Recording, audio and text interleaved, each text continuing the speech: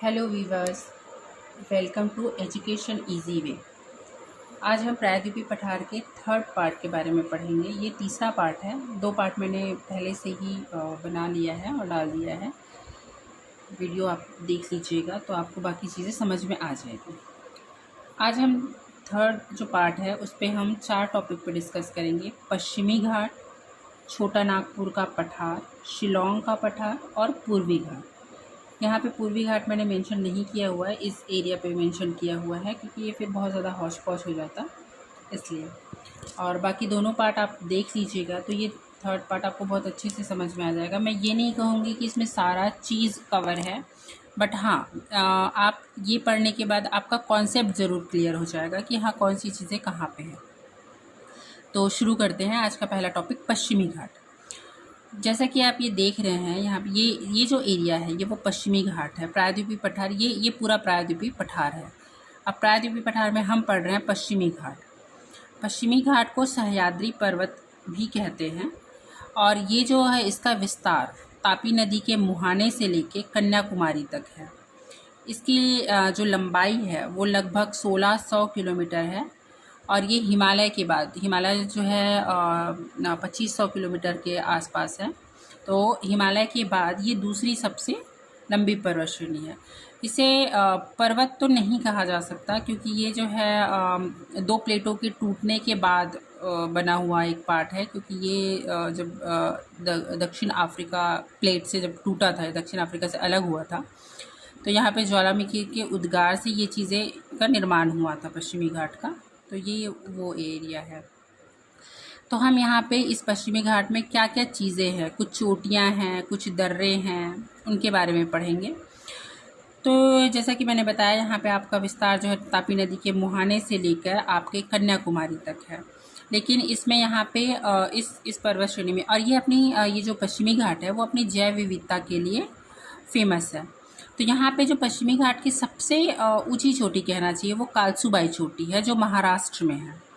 उसके बाद उससे आगे चलने पर यहाँ पे आपका महाबलेश्वर की पहाड़ी है। छोटी छोटी पहाड़ियाँ भी है इस पश्चिमी घाट में, और इसका जो ढलान है वो पूर्व की ओर है। क्योंकि ढलान हम कैसे पता करते हैं कि यहाँ से जो नदियाँ निकलती है वो पूर्व की ओर बहती है और अपना डेल्टा का निर्माण करती है, यहाँ इधर से बहते हुए आके इस एरिया में। तो यहाँ पे जो कालसुबाई चोटी है वो सबसे ऊंची चोटी है पश्चिमी घाट की। देन उसके बाद यहाँ पे महाबलेश्वर की चोटी है जो महाराष्ट्र में है, और इस महाबलेश्वर की चोटी से कृष्णा नदी निकली हुई है। इससे आगे आने पर ये जो एरिया है वो कर्नाटक में आता है और वहाँ पे चोटी है ब्रह्मगिरी की चोटी, या ब्रह्मगिरी का पर्वत कहा जा सकता है। ब्रह्मगिरी की पर्वत है जिससे कावेरी नदी निकलती है, और गोदावरी नदी और कावेरी नदी यहाँ पे अपना डेल्टा का निर्माण करती है। इस एरिया पे आके यहाँ पे डेल्टा का निर्माण करती है। उससे आगे चलने पे जब ये हमारा पश्चिमी घाट और ये एरिया है हमारा पूर्वी घाट, ये पश्चिमी घाट और पूर्वी घाट के पर्वत जिस जगह पे मिलते हैं उस पर एक पर्वतीय गांठ बन जाता है, उसे हम नीलगिरी पर्वत श्रेणी कहते हैं। इसी नीलगिरी पर्वत श्रेणी पे साइलेंट वैली है केरला का, क्योंकि इसका विस्तार कर्नाटक और केरला और तमिलनाडु पे है। तो यहाँ पे ऊटक मंडल जिसे ऊटी कहते हैं वो भी है, और यहाँ पे नीलगिरी पर्वत की सबसे ऊंची चोटी डोडा बेटा है। उससे आगे जब हम आते हैं तो यहाँ पे एक और गांठ का निर्माण होता है 3 पर्वतों को लेके। नीलगिरी पर्वत के दक्षिण में अन्नामलाई पर्वत की श्रेणी है। ये सारा पश्चिमी घाट पे ही आता है। यहाँ पे अन्नामलाई का पर्वत है, और अन्नामलाई जो है ये जो चोटी यहाँ पे अन्नामलाई की जो चोटी यहाँ पे गांठ जो बना हुआ है उस पर एक चोटी है जिसे अनाईमुदी कहते हैं, अनाईमुदी की चोटी कहते हैं। और इससे और आगे चलने पर यहाँ पे इस एरिया में दक्षिण में एकदम से दक्षिण में यहाँ पे है कार्डामम या इलायची की पर्वत इसे कहते हैं, या फिर इलामलय भी कहते हैं इसे। इसका 3 नाम है, ये कार्डामम या इलायची या इलामलय पर्वत कहते हैं इस जगह को। और यहाँ पे इस साइड पे ये 3 पर्वत श्रेणी जो मिलता है यहाँ पे है ना, यहाँ पे एक छोटी है अनाईमुदी, और इस एरिया को कहते हैं पालनी की पहाड़ी जो तमिलनाडु पे है। और यहाँ पे एक फेमस पर्यटन स्थल है तमिलनाडु में, कोडाई कनाल। ये पालनी की पहाड़ी पे ही है। और ये जो नीलगिरी की पर्वत है यहाँ पे केरला की साइलेंट वैली भी है, और यहाँ पे दर्रे भी हैं। जैसे यहाँ पे महाराष्ट्र में 2 दर्रे हैं। जैसे पहाड़ यहाँ से इस एरिया में ये मैदानी तटीय मैदान है, तटीय मैदान में भी मुंबई है, इस साइड पुणे बसा हुआ है। तो ये जो एरिया है यहाँ से यहाँ जाने के लिए ये दर्रे बने हुए हैं पहाड़ी को पार करने के लिए। तो ये थाल घाट का दर्रा है जो महाराष्ट्र में है, ये भोर घाट का दर्रा है, ये भी महाराष्ट्र में ही है। इससे आगे चलने पर ये जो अन्नामलाई की जो पर्वत है, नीलगिरी की पर्वत है, इससे आगे पाल घाट का दर्रा है।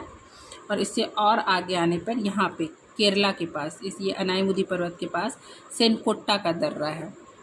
तो ये दर्रे के बारे में हम दर्रे वाले चैप्टर में पढ़ेंगे। मैंने तो ये सारा यहाँ प्लेस है वो बताया कि यहाँ पे यही प्लेस है करके। यहाँ पे पश्चिमी घाट पे बस इतना ही है, और इससे ज़्यादा तो कुछ आना नहीं है इसमें से। बाकी ये सब चीज़ें प्लेस है। और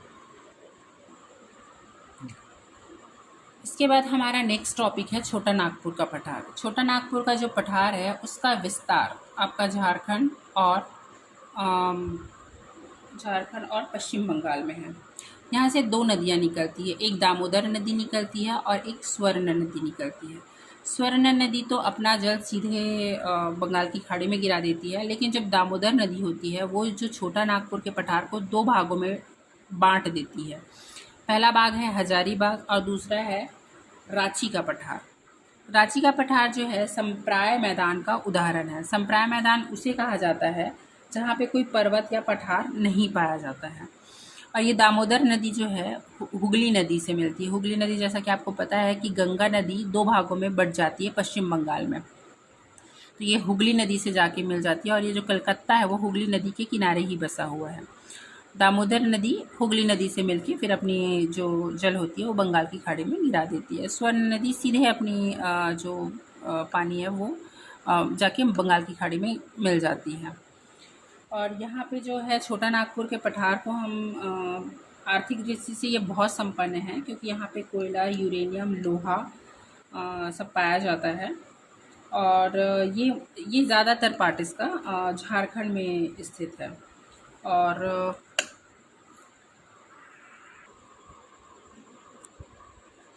नेक्स्ट हमारा टॉपिक है शिलोंग का पठार जो इस एरिया पे स्थित है।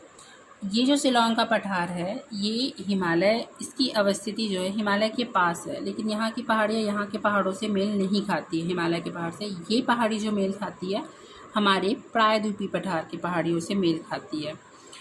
तो ये जो यहाँ पे हमारा सतपुड़ा का जो पर्वत श्रेणी होता है ये जो आगे बढ़ के ये यहाँ पे शिलोंग पठार पे ये मिला हुआ है। यहाँ पे हमारा राजमहल की पहाड़ी है, जो रेड में जो दिख रहा है वो राजमहल की पहाड़ी है। और राजमहल की पहाड़ी का ही हिस्सा ये शिलोंग का पठार है। अब इन दोनों के बीच में यहाँ से गंगा नदी बहती है और यहाँ से ब्रह्मपुत्र नदी बहती है। तो इन दोनों के जो निक्षेप है वो इस जगह को भर दिया है, इसलिए इन दोनों के बीच में गैप है। और इस गैप को मालदा गैप कहते हैं, और राजमहल गारो गैप भी कहते हैं, क्योंकि ये राजमहल है, यहाँ पे गारो की पहाड़ियाँ हैं। तो शिलोंग पठार में 3 पहाड़ियाँ, वैसे तो 2 पार्ट में बटा हुआ है, एक मेघालय में जो पहाड़ियाँ हैं और एक असम में जो पहाड़ियाँ। जो मेघालय में पहाड़ी है उसे हम जनजातियों के नाम पे है ये पहाड़ी, जिसे खासी, जयंतिका और गारो कहते हैं। और यहाँ पे गारो में जो सबसे ऊंची जो चोटी होती है वो नोकरेक की चोटी है। और यहाँ पे असम में 2 पर्वत श्रेणी है, मिहिर और रेकमा। इसके बाद नेक्स्ट हमारा टॉपिक है पूर्वी घाट। चूँकि यहाँ पे बहुत हौच पौच हो जाता है इसलिए मैंने पूर्वी घाट यहाँ पे मेंशन किया है। ये जो एरिया है वो पूरा पूर्वी घाट है। जिस तरह से हमारा ये पश्चिमी घाट है ये एक विस्तार में है, कहीं पे कटा फटा ऐसे नहीं है दर्रों को छोड़ के। बट जो हमारा पश्चिमी घाट है वो एक साथ ना होकर के कटा फटा है। वो इसलिए क्योंकि यहाँ से जो पश्चिमी घाट है वहाँ से जो नदियाँ निकलती है वो इन्हें काट छाट कर दिया है इस पहाड़ी को, इसलिए ये एक साथ ना होकर के अलग अलग पार्ट में स्थित है। और यहाँ पे जो मैंने बताया था पश्चिमी घाट में ये जो महाबलेश्वर की चोटी है और ब्रह्मगिरी है, यहाँ से गोदावरी और कृष्णा नदी निकलती है। तो ये जब नदियाँ निकलती हैं तो इस एरिया में बह के अपना डेल्टा का निर्माण करती है, और जिस जगह पे ये डेल्टा का निर्माण करती है उस जगह पे पूर्वी घाट पूरी तरह से गायब है, वहाँ पे है ही नहीं, क्योंकि वहाँ पे नदियाँ काट के वहाँ पे अपना डेल्टा का निर्माण कर देती हैं। तो यहाँ पे जो पहाड़ है वो इस तरह से फैला हुआ है। जैसे तमिलनाडु है, तमिलनाडु में 4 पहाड़ियाँ हैं, जवादी की पहाड़ी, सेवाराय की पहाड़ी, पंचामलाई और तिरुमलाई। नेक्स्ट हमारा आंध्र प्रदेश में भी ऐसी टूटा फूटा कटी फटी पहाड़ियाँ हैं, नल्लामलाई की पहाड़ी, पालकोंडा की पहाड़ी और वेलिकोंडा की पहाड़ी। यहाँ पे तमिलनाडु का एरिया तेलंगाना है, जहाँ पे शेषाचलम की पहाड़ी है, और इससे आगे यहाँ पे महेंद्रगिरी है, महेंद्रगिरी की पहाड़ी है। तो इस तरह से ये जो एरिया है, और यहाँ पे जो तमिलनाडु है, तमिलनाडु पे जो पहाड़ी है उस पर, और यहाँ पे नीलगिरी, क्योंकि नीलगिरी का विस्तार भी तब कुछ तो तमिलनाडु पे भी है उसका विस्तार। तो इन दोनों जगहों पर चंदन और सैगोन जो है बहुतायत मात्रा में पाया जाता है।